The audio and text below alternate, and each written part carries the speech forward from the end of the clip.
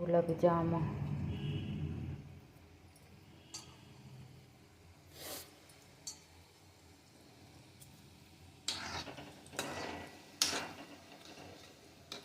हे बघा इथं इथं इथं लाईट 30 गुलाबजामुन झाले. किती ग्रॅमचे होते ते? हे पाक बनवते बघा आता.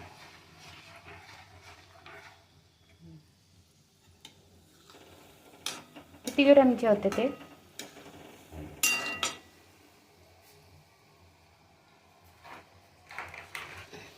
हे बघा गुलाबजाम 200 ग्रॅम.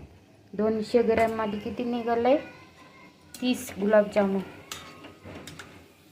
आता ते भाजायचे, मग नंतर पाक झाल्यावर पाकामध्ये टाकायचे, मग भिजून ठेवायचे आहे ना